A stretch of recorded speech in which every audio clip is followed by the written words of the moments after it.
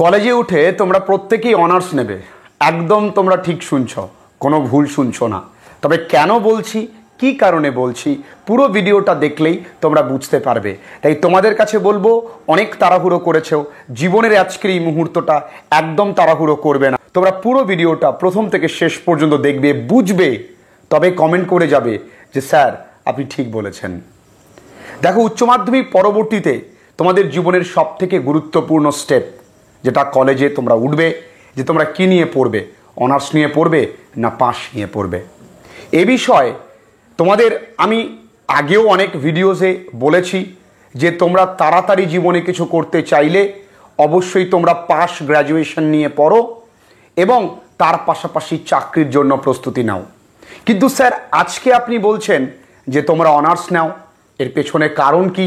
এর পেছনে কারণ, দেখো, যখন একটি ছাত্র অনার্স নিয়ে পড়াশুনো করে তখন সেই ছাত্রটি অনেক বেশি পড়াশুনোর প্রতি মনোনিবেশ করে, কারণ তার ব্যাক অফ দ্য মাইন্ডে কাজ করে যে আমি অনার্স নিয়েছি, আমাকে পড়তে হবে।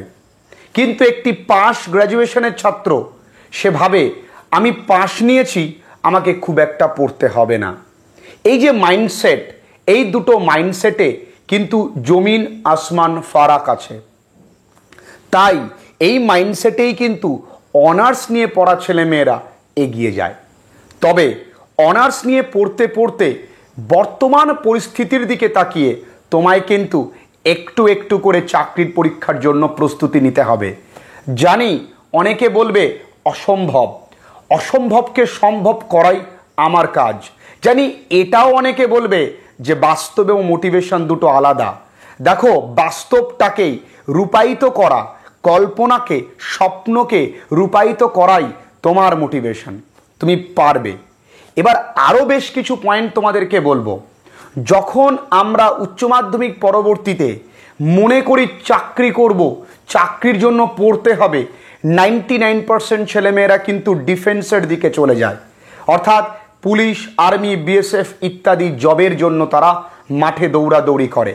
তারা যারা এই চাকরিগুলো করবে তারা ডেফিনেটলি পাস নিয়ে পড়বে। কিন্তু তোমাদের মধ্যে অনেক ছেলেমেয়েরা আছে যাদের সত্যি টিচিং প্রফেশনটা ভালো লাগে, তারা হাইটে ঠিক ওই চাকরিগুলো পাবার জন্য তাদের হাইট নেই বা ফিজিক্যাল এবিলিটি নেই। তারা তখন ভাবে আমাদের অন্য চাকরির জন্য কি করতে হবে। তাদেরকে বলবো, দেখো, ভালো কিছু পেতে গেলে তোমায় অবশ্যই সময় দিতে হবে। মানছি যে এরা তাড়াতাড়ি চাকরি পাবে, তুমি দেরিতে পাবে, কিন্তু তুমি জার্নিটা যেই জার্নিটা শুরু করেছো সেই জার্নিটার শেষ কিন্তু তুমি এদের থেকেও ভালো চাকরি পেতে পারো। উইথ ডিউ রেসপেক্ট বলছি। আজ পশ্চিমবঙ্গে শিক্ষা ব্যবস্থা বা শিক্ষক নিয়োগের যে জটিলতা সেটা খারাপ। হতেও পারে যে সময় তুমি গ্র্যাজুয়েট হলে সেই সময় হয়তো শিক্ষক নিয়োগের এই পরিস্থিতিটা বদলে গেল। আর তুমি অনার্স নিয়ে পড়তে পড়তে যেই চাকরিরটুকু পড়লে তুমি ততদিনে অনেক বেশি ম্যাচিওর হবে, তুমি ততদিনে অনেক বেশি নিগূঢ় বুদ্ধি সম্পন্ন হবে, তোমার মধ্যে শিশুসুলভ ইমোশন কাজ করবে না। আর যখনই তুমি উচ্চ মাধ্যমিক পরবর্তীতে চাকরির জন্য ঝাঁপিয়ে পড়বে, সেই ঝাঁপিয়ে পড়ার মধ্যে তোমার কিন্তু ইমোশন কাজ করে অতিরিক্ত। তুমি হয় কাউকে দেখাচ্ছ এটা প্রমাণ করবার জন্য যে দেখো আমি চাকরির জন্য পড়ছি, তাই তুমি যাকে পছন্দ করো সে ব্যক্তি নিষ্কর্মা নয়, সে ব্যক্তি ভবিষ্যতে কিছু করবার জন্য ঝাঁপিয়ে পড়েছে। তুমি কাউকে ইমপ্রেস করবার জন্য পড়ছো, নিজের স্বপ্নকে পূরণ করবার জন্য নয়। কাউকে বোকা বানিও না। At the end of the day, at the end of the journey তুমি কিন্তু বোকা হয়ে যাবে এবং ও তোমার এই অভিনয়ের আসল রূপটা কিন্তু পেয়ে যাবে। তাই ঘৃণ্য খেলায় অপরকে ইমপ্রেস করতে গিয়ে নিজেকে লিপ্ত করো না। আর তুমি যখন অনার্স নিয়ে পড়ছো বা যে কোনো সাবজেক্ট অনার্স নিয়ে পড়ছো, তুমি পড়ার প্রতি অনেক বেশি স্টুডিয়াস, অনেক বেশি সিরিয়াস।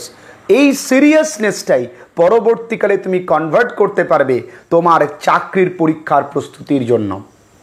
আর বর্তমান পরিকাঠামোয় আমি বারবার করে বলছি, যেখানে সেমেস্টার পদ্ধতিতে পরীক্ষা হয়, সেখানে কলেজে প্রতিনিয়ত যাওয়া, সেখানে ক্লাসেস প্রতিনিয়ত করা, কলেজে ভর্তি নিয়ে তো আমি বিশদে ভিডিওস তৈরি করবই। সেই এই যে প্রসেসের মধ্যে দিয়ে তোমার ম্যাচুরিটি, তোমার অনেক প্রতিকূলতা আসবে। জানি যে তুমি অনেক দূরে ভাবছো, কিন্তু তোমার পরিবার পরিস্থিতি ভালো না, তার জন্য তোমাকে টিউশন করতে হতে পারে। করবে, বুক চিতিয়ে বলবে আমি টিউশন পড়াই, আমি টিউশন টিচার, আমি কোনো অপরাধ করছি না, আমি বাচ্চাদেরকে পড়িয়ে অর্থ উপার্জন করি এবং সেই অর্থ দিয়ে নিজের পড়াশুনো এবং আমার বাবা মায়ের ছোট ছোট খরচা আমি চালাই।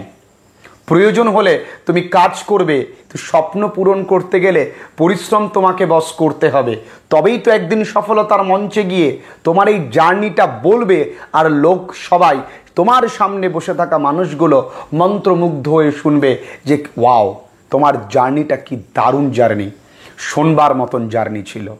তাই এই কারণেই বলছি, মাইন্ডসেট, তোমার মাইন্ডসেটটা ঠিকঠাক করতে হবে।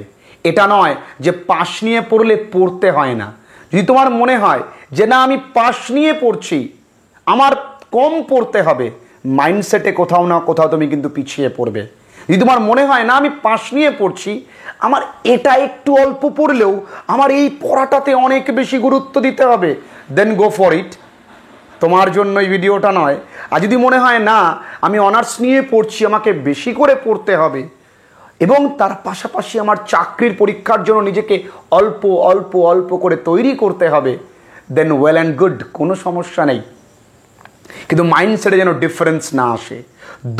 দু পথে তোমরা দুজনে এগোচ্ছ, দুজনে একটাই মাইন্ডসেট, নিজেকে নিজের পায়ে দাঁড় করানো। এবং পাস গ্র্যাজুয়েটেও কিন্তু প্রচুর জিনিস পড়বার রয়েছে, প্রচুর জিনিস জানবার রয়েছে, যেন মাইন্ডসেট কোথাও যেন এক ফোঁটাও একে অপরের থেকে ফারাক না থাকে। ও পড়বে একটা বিষয়ের উপরে, তুমি পড়বে অনেকগুলো বিষয়ের উপরে, এটা মাথায় রেখো। তাই আমি এই কারণেই বলেছি যে তোমার যদি নেগেটিভ অ্যাটিটিউড নিয়ে তুমি নামো, তার থেকে অনার্স নিয়ে পড়া অনেক ভালো, অ্যাটলিস্ট তোমার পজিটিভ অ্যাটিটিউড তৈরি হবে। এই কারণে আমি বলতে চেয়েছি যেন অ্যাটিটিউডে এক ফোঁটাও ঘাটতি না হয়। কারণ কলেজটা কিন্তু প্রেম করবার জায়গা নয়, কলেজটা কিন্তু তোমার স্বপ্নকে তৈরি করবার দিন। কলেজে কিন্তু ক্যান্টিনে বন্ধুর সঙ্গে ধূমপান করে সময়টাকে নষ্ট করবার জন্য নয়। কলেজে গিয়ে বন্ধুর সঙ্গে স্বপ্নকে নিয়ে আলোচনা করা, বন্ধুর সঙ্গে মিলে গ্রুপ স্টাডিজ করা, সেখানে নিজের জীবনটাকে তৈরি করা, কিভাবে নিজেকে প্রতিষ্ঠিত করবে সেটা নিয়ে ভাবনা চিন্তা করা, এটাই কলেজ। এটাকে বুঝতে হবে। দেখো 10 জন লোক যে কাজ করবে, সে কাজ যদি তুমি করো, তাহলে 10-এর মধ্যে তোমায় গোনা হবে না।